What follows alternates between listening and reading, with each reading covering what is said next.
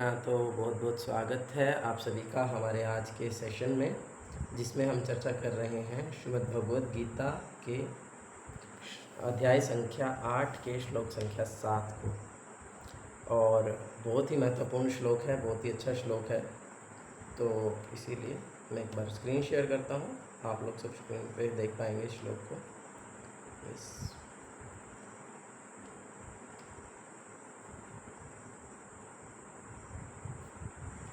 हरे कृष्ण।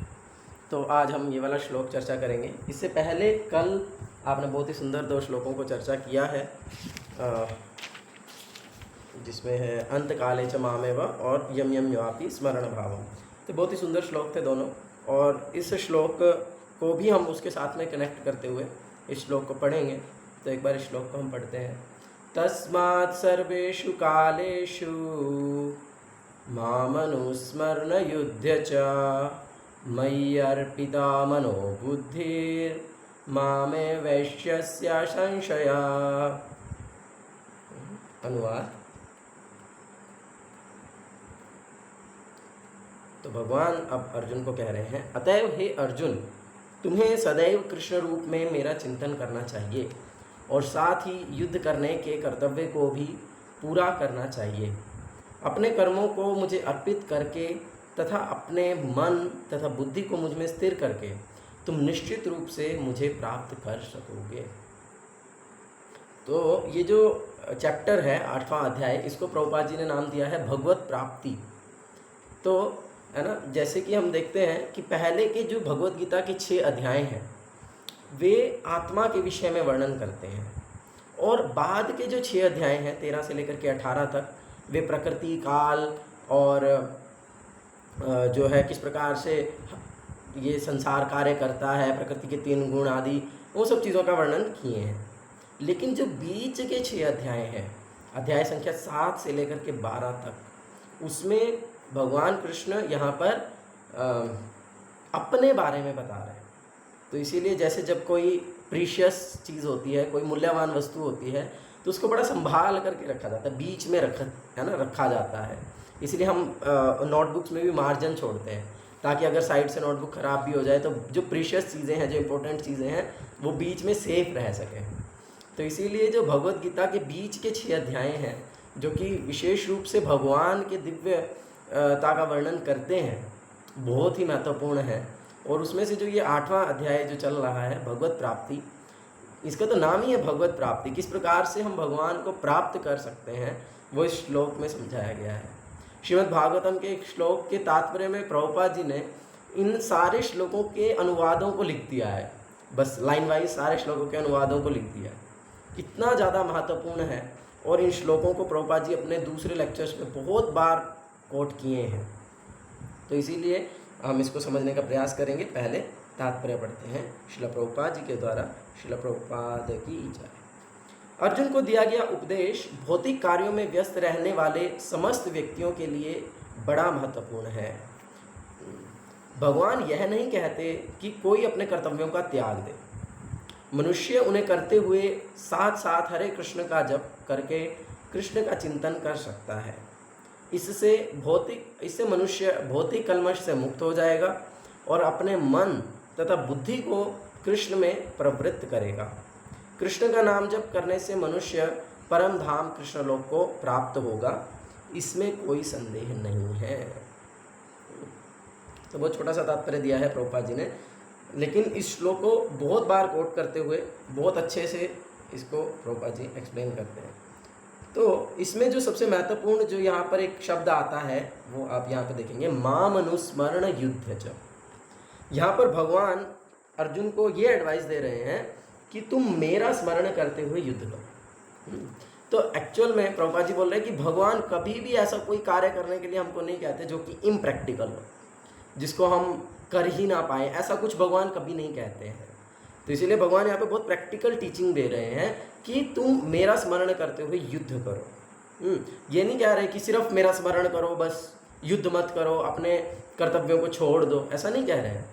मेरा स्मरण करते हुए युद्ध करना। अब युद्ध करना यहाँ पर अर्जुन के लिए क्या है? अर्जुन का कर्तव्य है, क्योंकि अर्जुन जो है वो स्वभाव से क्षत्रिय है, और क्षत्रिय का कार्य होता है युद्ध करना। क्या बोलते हैं, अपने राज्य के रक्षा करने के लिए युद्ध करना और राज्य का पालन पोषण करना। तो इसीलिए यहाँ पर अर्जुन का कर्तव्य है कि अर्जुन युद्ध करे, और अभी वो युद्ध स्थल में खड़ा है, तो इसलिए अब उसका कार्य है कि वो युद्ध करे, लेकिन वो युद्ध नहीं करना चाह रहा था। लेकिन भगवान क्या कह रहे हैं, युद्ध करना है तुमको, युद्ध करना है, लेकिन कैसे युद्ध करना है, मेरा स्मरण करते हुए युद्ध करना है, मुझको याद करते हुए युद्ध करना है। क्योंकि हम अपनी ऑक्यूपेशनल ड्यूटी को छोड़ नहीं सकते हैं, हम अपने कार्य को छोड़ नहीं सकते हैं। हमारा जो स्वभाव है वो कार्य तो हम करेंगे ही करेंगे। इवन भगवत गीता के दूसरे अध्याय में वर्णन किया गया है, आपने पढ़ा होगा, कि भगवान बताते हैं कि बिना कार्य किए तो व्यक्ति अपने शरीर को भी मेंटेन नहीं कर सकता। यानी कि अपने शरीर को चलाने के लिए भी व्यक्ति को कार्य करना ही पड़ेगा, कुछ ना कुछ कार्य तो करना ही पड़ेगा, और हर व्यक्ति अपने स्वभाव के अनुसार कार्य करता है। तो इसीलिए अपने स्वभाव के अनुसार हमें जो कार्य प्राप्त हैं उन कार्यों को हमें छोड़ना नहीं है, उन कार्यों को करते रहना है। लेकिन कैसे करना है, साथ में भगवान का स्मरण रखते हुए उन कार्यों को करना है। भगवान को स्मरण रखना क्यों अति आवश्यक है, वो हमने अपने पिछले 2 अध्यायों में चर्चा किया ही है ना, कल परसों में आप लोगों ने चर्चा किया होगा। तो प्रभुपाद जी बहुत सुंदर उदाहरण देते हैं कि मैं जो हूँ बहुत सारे अलग अलग देशों में जो है ट्रैवलिंग करता रहता हूँ, तो मैं बहुत सारे शहरों को देखता हूँ, मैं बहुत सारे एयरपोर्ट्स को देखता हूँ, और इस प्रकार से बहुत सुंदर सुंदर बिल्डिंग्स को देखता हूँ। तो इस प्रकार से लोगों ने अपने कंफर्ट के लिए बहुत सारी चीज़ों का निर्माण किया है ना। बहुत सारे लोगों ने अपने जीवन को कैसे कंफर्टेबल बनाना है वो सब जानते हैं। उसके लिए उन्होंने सुंदर सुंदर सिटीज़ बना दी हैं, बहुत सुंदर सुंदर एरोप्लेन, ये क्या बोलते हैं, एयरपोर्ट्स बना दिए हैं, है ना, बहुत सुंदर सुंदर बिल्डिंग्स बना दी हैं, सब कुछ कर दिया है। लेकिन अगर ये सब आपने कर लिया, आपने अपने जीवन को बहुत कंफर्टेबल बना लिया, लेकिन आप कृष्ण को भूल गए उन कंफर्ट्स के बीच में जा करके, है ना, उन बढ़िया संसार की चकाचौंध को देख करके अगर आप कृष्ण को भूल गए तो वास्तविकता में आप हार गए हैं। आपका नुकसान हो गया, आपने अपना बहुत बड़ा नुकसान कर लिया। क्यों? क्योंकि चैतन्य चरितामृत में बोलते हैं, दैते भद्रा भद्र ज्ञान सब मनोधर्म, ऐ भाल ऐ मंदो ऐ सब ब्रह्म। तो अगर हम इस संसार में सोच रहे हैं कि ये अच्छा है, ये बुरा है, अरे बहुत सारे लोग बोलते हैं ना कि भारत तो बेकार है, यहाँ पर तो सफाई नहीं है, ऐसा नहीं है, वैसा नहीं है, देखो विदेश कितने अच्छे हैं, विदेशों में कितने बढ़िया से सब लोग रूल रेगुलेशंस फॉलो करते हैं, है ना, लोग कितने अच्छे हैं, सब जगह साफ़ सफाई रहती है, ये है वो है, तो ये अच्छा नहीं है वो अच्छा है। इस प्रकार से अगर हम सोचते हैं तो ये क्या है, ये भ्रम है। चैतन्य चरितामृत बोल रहे हैं। क्यों? क्योंकि इसमें उदाहरण दिया है प्रभुपाद जी ने, dry stool and wet stool, है ना। जैसे मान लीजिए कोई पशु गोबर कर दे, है ना, मल त्याग दे, कुछ समय के बाद क्या होगा, जो उसकी ऊपर की लेयर है वो सूख जाएगी, है ना। अंदर से अभी गीला होगा, समय लगेगा धीरे धीरे सूखने में, लेकिन जो ऊपर की लेयर है वो सूख जाएगी, हार्ड हो जाएगी। और अब कोई व्यक्ति कहे कि इसकी जो ऊपर की जो सूखी वाली लेयर है वो तो बहुत बढ़िया है, लेकिन अंदर का जो गीला पोर्शन है वो अच्छा नहीं है, या कोई कहे अरे ऊपर का पोर्शन अच्छा नहीं है, गीले वाला पोर्शन अच्छा है तो क्या ये बुद्धिमानी है? मूर्खता है, दोनों की ही मूर्खता है तो गोबर ही, चाहे सूखा हो चाहे गीला हो, है तो मल ही, है तो अस्पर्श ही, है ना। तो इसीलिए जो ये संसार है ये मल के समान ही है, ये संसार इसी प्रकार से ही है, यहाँ पर कुछ अच्छा नहीं है। ऐ भालो ऐ मंदो ऐ मनर भ्रम। अगर हम सोच रहे हैं कि यहाँ पर ये अच्छा है, ये अच्छा नहीं है, ऐसे हो जाएगा तो बढ़िया हो जाएगा, वैसे है तो अच्छा नहीं, तो ये सब हमारे मन के भ्रम हैं। वास्तविकता में इस संसार में कुछ भी अच्छा नहीं है। इसको हमको स्मरण रखते हुए, इसको हमको याद रखते हुए कि हमारे जीवन का वास्तविक उद्देश्य भगवान को प्राप्त करना है, भगवत प्राप्ति है, भगवान के धाम जाना है, और उसके लिए हमको क्या करना होगा, हमने पिछले श्लोक में चर्चा किया, अंतकाले च मामेव स्मरण मुक्त्वा कलेवरम यह प्रयाति समुद्भावम याति नास्ति यत्र संशय, कि जो अंतकाल में भगवान का स्मरण करेगा वो भगवान के धाम चला जाएगा। तो यानी कि अगर हम अपने जीवन का उद्देश्य जो कि भगवान के धाम जाना है उसको प्राप्त करना चाहते हैं तो हमको अंत समय में भगवान का स्मरण करना होगा। और अब उदाहरण के लिए मान लीजिए अब कोई कहे कि जैसे एग्जामिनेशन देना है, मान लीजिए किसी को रेस में पार्टिसिपेट करना है या किसी को लॉन्ग जंप में पार्टिसिपेट करना है ना, और वो कहे प्रैक्टिस ना करें, और वो कहे कि बस मैं दिखा दूंगा, अभी योगा डे आ रहा है 21 जून को और उस दिन कंपटीशन होगा और उस दिन मैं दिखा दूंगा, देखो मैं सबसे हाई जंप करके दिखाऊंगा, या फिर मैं 100 मीटर की रेस में फर्स्ट आकर के दिखाऊंगा, और वो कभी प्रैक्टिस ही ना करे, वो कभी भागे ही ना, वो कभी हाई जंप ही ना करे, तो क्या ऐसा व्यक्ति क्या एग्जाम में पास हो जाएगा? क्या ऐसा व्यक्ति क्या क्वालिफाई कर लेगा? तो नहीं कर पाएगा, ही विल सर्टेनली फेल। अगर कभी कोई भाग करके प्रैक्टिस ही नहीं करेगा तो वो कैसे रेस में पार्टिसिपेट करके जीत जाएगा, है ना? तो इसलिए उसके लिए हमको प्रैक्टिस करनी पड़ती है। कोई भी एग्ज़ाम हमको देना है, हमको एग्ज़ाम में जा करके कुछ क्वेश्चंस लिखने हैं, तो उसके लिए भी हमको प्रैक्टिस करनी पड़ती है। उसके लिए हमारी राइटिंग स्पीड होनी चाहिए, उसके लिए हमको याद होना चाहिए। तो इसीलिए अब हम बोल तो रहे अंत काले च मामे व स्वर्ण मुक्त्वा कलेवर, ठीक है, बहुत सारे लोग बोलते हैं हाँ ठीक है मरते समय याद करना है ना भगवान को, कर लेंगे याद, हो गया ना? नहीं, ऐसे कैसे कर लेंगे? That is the examination time. भजन कर ले, साधन कर ले, मूर्ते जान ले भाई, जब मरेंगे तब पता चलेगा। तो वो एग्जामिनेशन का टाइम है, actually that is the final exam. लेकिन उसके लिए वी हैव टू प्रिपेयर, उसके लिए हमको अपने पूरे जीवन हमको अपने आप को प्रिपेयर करना होगा। और वो प्रिपरेशन क्या है? तस्मात् सर्वेषु कालेषु, ये श्लोक में भगवान बता रहे हैं, तस्मात् सर्वेषु कालेषु माम अनुस्मरण, कि हमको क्या करना है? हर समय में, देखो सर्वेषु कालेषु मतलब समस्त कालों में, मतलब हर समय हमें क्या करना है? भगवान का स्मरण करना है। तो जब हम अपने आप को ट्रेन कर लेंगे हमेशा भगवान को स्मरण करने में, हर स्थिति में भगवान को स्मरण करने में, तब मृत्यु के समय भी हम भगवान को स्मरण कर पाएंगे। नहीं तो भगवान का स्मरण हमको नहीं होगा। तो इसीलिए हमको भगवान का स्मरण हर समय करना है, हर स्थिति में करना है। अपने कर्तव्यों को करते हुए हमें भगवान का स्मरण करना है। तो अब वो कैसे करें? भाई मैं तो बहुत बिजी हूँ, मेरी तो जॉब है, ये है वो है, और वो सब करते हुए मैं कैसे भगवान को स्मरण कर पाऊँगा? तो फिर इसमें प्रभुपाद जी बहुत सुंदर उदाहरण देते हैं कि जिस प्रकार से एक स्त्री है और वो किसी पुरुष को पसंद करती है, किसी पुरुष को प्रेम करती है, ऐसा कह सकते हैं, लेकिन उसका विवाह किसी दूसरे घर में हो जाता है, तो क्या होगा?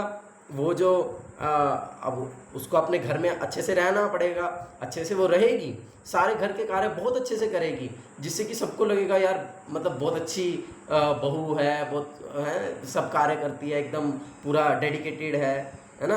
बिल्कुल किसी को शक नहीं होने देगी, अपने सास ससुर को, अपने पति को बिल्कुल भी शक नहीं होने देगी कि वो किसी और को पसंद करती थी।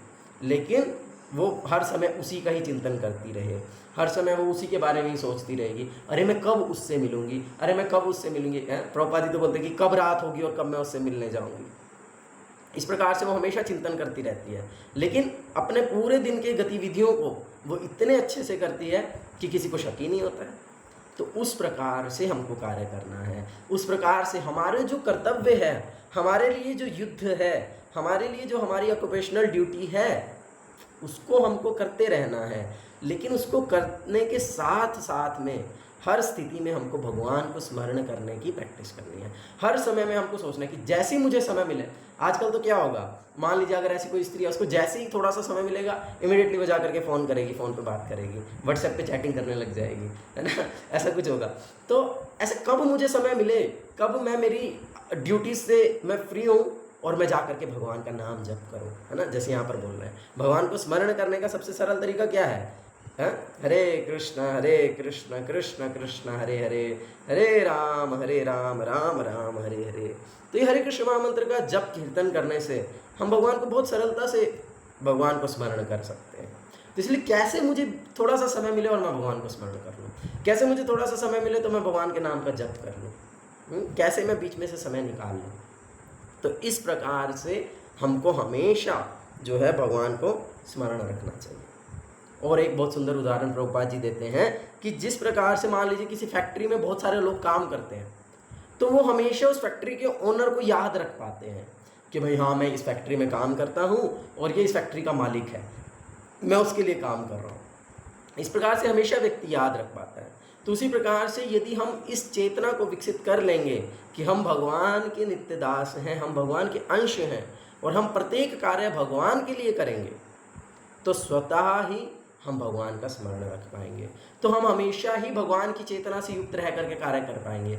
फिर हम हर चीज़ में देखेंगे, जैसे फैक्ट्री में काम करने वाला व्यक्ति देखेगा कि ओनर ने हमको क्या गाइडलाइंस दी हैं, यहाँ पर प्रोपराइटर से मुझे क्या क्या गाइडलाइंस मिली हैं कि मुझे किस तरह से काम करना है, मुझे कितने बजे तक ऑफिस में पहुँचना ही है ना, और क्या क्या स्टैंडर्ड्स को मेरे को फॉलो करना है। तो उसी प्रकार से यदि हम भगवान को स्मरण रखते हुए, यदि हम भगवान को मालिक मानते हुए कार्यों को करेंगे, अपने गतिविधियों को करेंगे, तो फिर हम हमेशा भगवान को याद रख पाएंगे। हाँ, भगवान ऐसा कहते हैं, अरे भगवान वैसा कहते हैं, अरे ये स्टैंडर्ड्स हैं, वो स्टैंडर्ड्स हैं। इस प्रकार से हम स्मरण रखते हुए, भगवान का स्मरण रखते हुए हर स्थिति में युद्ध कर पाएंगे, है ना। और अगली लाइन में भगवान क्या बोल रहे हैं, मय्य अर्पिता मनोबुद्धि, कि मन और बुद्धि को क्या करना है, भगवान बोल रहे हैं मुझे अर्पित कर दो। मय्य अर्पिता मनोबुद्धि, अपने मन और बुद्धि को अर्पित कर दो। तो प्रभुपाद जी यहाँ पर एक्सप्लेन करते हैं कि कोई भी व्यक्ति वास्तविकता में अपनी इंद्रियों से कार्य नहीं करता है। हम अपनी इंद्रियों से कार्य नहीं करते, हम अपनी मन और बुद्धि से कार्य करते हैं, है ना। मन का कार्य है थिंकिंग, फीलिंग और विलिंग, है ना। तो इस प्रकार से हमारा मन और बुद्धि, जैसे हम कभी कभी बोलते हैं ना कि एक मेरा मन हो रहा है कि मैं कर लूँ, एक मेरा मन हो रहा है कि मैं ना करूँ कोई चीज़ को, तो वहाँ पर दो मन नहीं है, वास्तविकता में एक मन है और एक बुद्धि है। तो इस प्रकार से मन और बुद्धि हमेशा आपस में सोच विचार करते रहते हैं कि क्या करना है, क्या नहीं करना है, और फिर वही हमारी इंद्रियां करती हैं।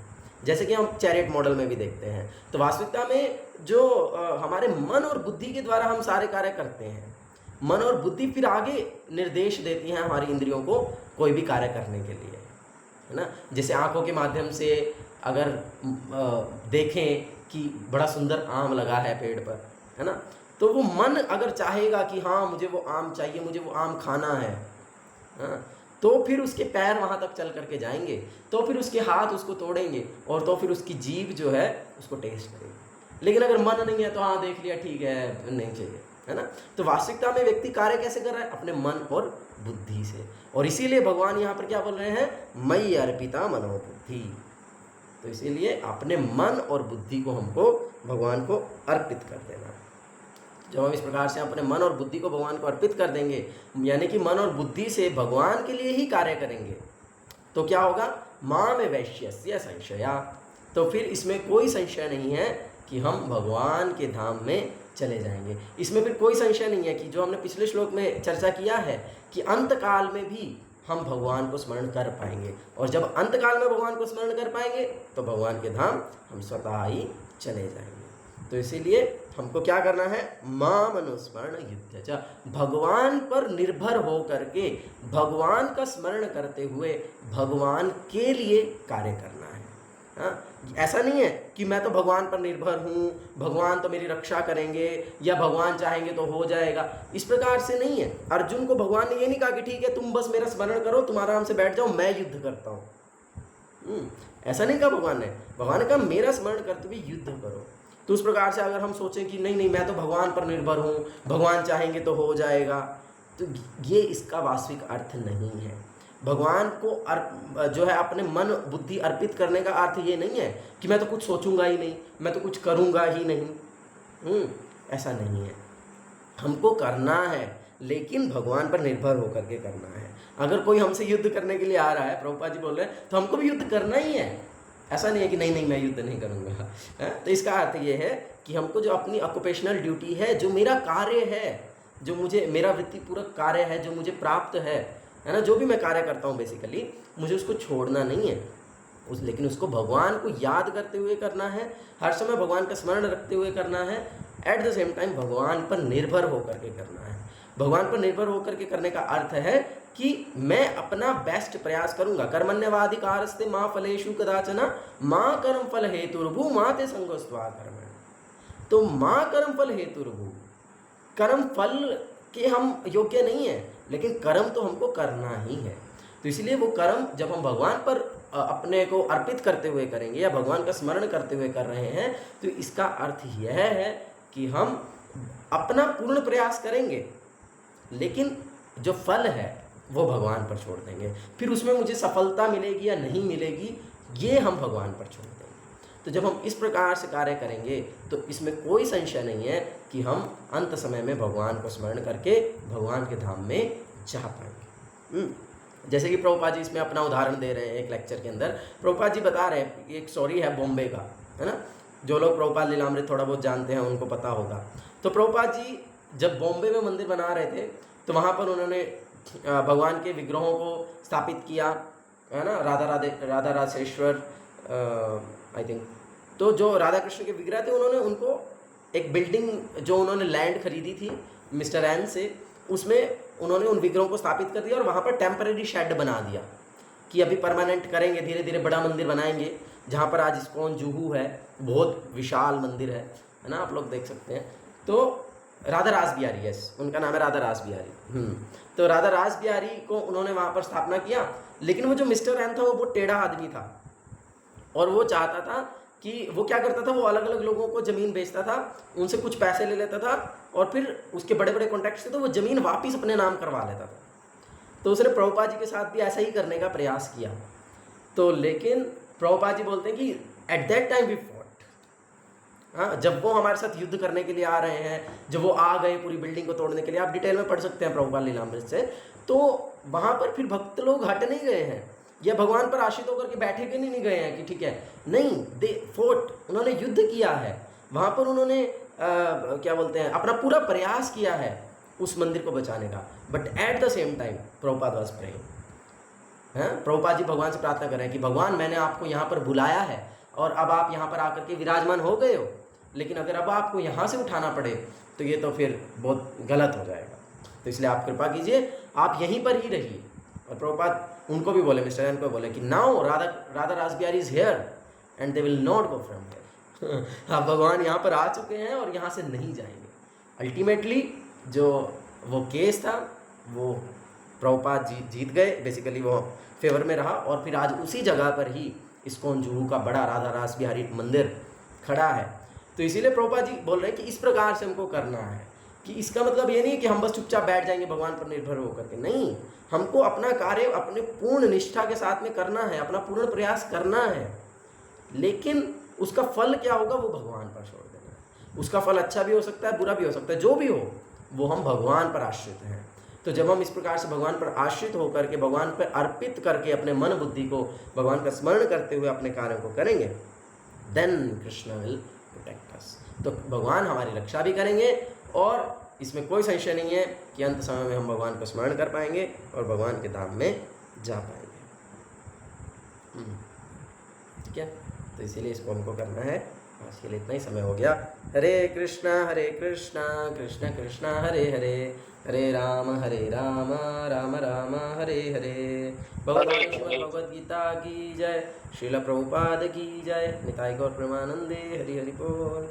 किसी का कुछ प्रश्न है तो पूछ सकते हैं, नहीं तो फिर आज हम यहीं पे एंड करेंगे। अभय प्रभु है तो कुछ बोल सकते हैं। हरे कृष्णा हरे कृष्णा। हरे कृष्णा। हाँ जी प्रभु जी, आवाज आ रही है, बोलिए। आवाज आ रही है? हाँ जी हाँ जी, बोलिए बोलिए। प्रभु जी ना, आप लोग कहा तो सुनते हैं, कोई बोलते हैं कैसे भगवान की पूजा करता है, कोई शिव की करता है, कोई देवताओं की करता है, कोई भूतों की करता है। जो किसी की पूजा नहीं करता वहां जाएगा। आप किसी ना किसी की तो पूजा हर कोई करता ही है ना। पूजा करने का मतलब ये नहीं है कि भाई जिसके सामने जाके व्यक्ति आरती घुमाएगा उसी की पूजा, उसी को ही पूजा करना कहते हैं। पूजा करने का अर्थ ये भी है कि जिस, हाँ सुनिए सुनिए, पूजा करने का अर्थ ये भी है कि जिसको आप अपना आदर्श मान रहे हैं। और इस भौतिक संसार में भी हर व्यक्ति किसी ना किसी को अपना आदर्श तो मानता ही है ना। मान लीजिए कोई नास्तिक है, लेकिन वो किसी न किसी साइंटिस्ट को या किसी न किसी एक्टर को या किसी न किसी फिलोसोफर को, किसी न किसी इन्फ्लुएंसर को अपना आदर्श तो मानता ही है ना, और उसके आदर्शों के अनुसार वो चलता है, तो उसी के अनुसार उसकी गति होगी। एक तरह से वो उसी की पूजा कर रहा है, रजोगुणी हो गया ना ऐसा व्यक्ति।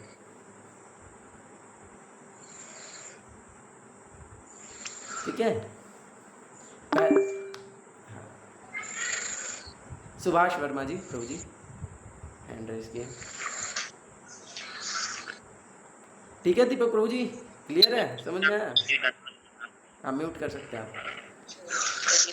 हरे कृष्णा प्रभु जी, दंडवत प्रणाम। प्रभु जी, जो अपन प्रसाद बनाते हैं फिर अपन भगवान को अर्पित करते हैं, तो जैसे थाली में जो भी चीज बनाई वो भगवान के सामने रख दें या ऐसे हाथ जोड़े, कैसे अर्पित करें कि भगवान वो अपना भोग ना ग्रहण करें ऐसे? हाँ, उसके लिए प्रॉपर विधि है। वो आप अलग से जान सकते हैं। उसके लिए प्रॉपर विधि है, मंत्र हैं। बेसिकली मतलब जो एसेंस है वो तो यही है, सार यही है कि हम अपने गुरु जी से प्रार्थना करते हैं कि हम तो योग्य नहीं हैं इस पदार्थ को भगवान को अर्पित करने के लिए, कृपया आप इसे भगवान तक पहुंचाइए। तो वो फिर अपने गुरु को उस पदार्थ को देते हैं और वो अपने गुरु को, और इस प्रकार से गुरु परंपरा के माध्यम से जो वो जो भोज्य पदार्थ है वो भगवान तक पहुंचता है और फिर भगवान उसको स्वीकार करते हैं। तो इसीलिए इस चेतना के साथ हम अपने गुरु से प्रार्थना करते हैं विशेष रूप से कि कृपया आप इस भोज्य पदार्थ को भगवान को अर्पित कीजिए। और भगवान से भी प्रार्थना कर सकते हैं कि भगवान कृपया स्वीकार कीजिए जो है, लेकिन गुरु से प्रार्थना करना ज़्यादा बेटर है क्योंकि हम डायरेक्टली भगवान को अप्रोच नहीं कर सकते हैं। हमको उसे गुरु शिष्य परंपरा के माध्यम से ही भगवान तक हमको पहुंचना होता है, अपनी सेवाओं को पहुंचाना होता है। तो इसलिए वैसे रूटीन में जो प्रसाद बनाते हैं ना घर में सुबह शाम जो अपन ग्रहण करते हैं उसकी बात कर रहा हूँ मैं। हाँ, उसके अलावा कुछ खाना ही नहीं है, भगवान को अर्पित किए बिना कुछ खाना ही नहीं है। इसी प्रकार से भगवान को अर्पित करना है प्रॉपर तरीके से। जो आपने बनाया है उसको आप भगवान के सामने रखिए, भगवान की स्पेशल प्लेट में सजा करके सब कुछ बहुत सुंदर तरीके से, है ना। जैसे किसी गेस्ट को हम ऑनर करते हैं तो बहुत स्पेशल व्यक्ति हैं, है ना, तो उस प्रकार से उनके सामने रखिए और फिर गुरु जी से प्रार्थना कीजिए। और अगर मंत्र याद करके मंत्र बोल सकते हैं तो बहुत अच्छा है, तो मंत्रों को बोलिए। एट द सेम टाइम यही प्रार्थना करना बहुत महत्वपूर्ण है, इस मनोभाव को विकसित करना बहुत महत्वपूर्ण है कि भगवान कृपया आप इसको स्वीकार कीजिए। और इसका फिर प्रभु जी कोई मंत्र है तो उसमें ग्रुप में भेज दीजिए ना। हाँ, वो अभय प्रभु को बोल दूंगा मैं, वो भेज देंगे। ठीक है प्रभु जी, हरे कृष्णा। तो उसके वैसे इसके लिए तो स्पेशल से क्लास भी हो सकती है कि किस प्रकार से भोग लगाया जाए और क्या पूरा विधि है, वो सारी चीज़ों के ऊपर एक पर्टिकुलरली देखते हैं। अभय प्रभु को मैं बोलूँगा, अगर वो चाहेंगे तो इस प्रकार से क्लास भी कर सकते हैं, नहीं तो ग्रुप में मंत्रा शेयर करेंगे, आप उनको याद करके आप उनको भी बोलिए, जब तक याद नहीं होते देख करके बोलिए, और साथ में भगवान से प्रार्थना कीजिए कि कृपया आप स्वीकार कीजिए। प्रार्थना करना ज़्यादा महत्वपूर्ण है और बाकी मंत्र बोल सकते तो अच्छी बात है। ठीक है, आज के सेशन से संबंधित किसी का कोई प्रश्न नहीं है? आज जो हमने चर्चा किया वो सबको क्लियर है?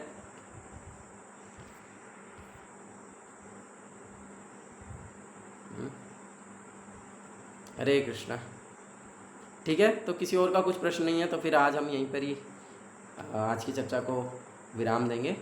हरे कृष्णा कृष्णा कृष्णा हरे हरे, हरे राम राम राम हरे हरे। श्रील प्रभुपाद की जय, भगवतवाणी श्रीमद् भगवद गीता की जय, निताय गौर प्रेमानंदे, हरि हरि बोल। हरे कृष्ण।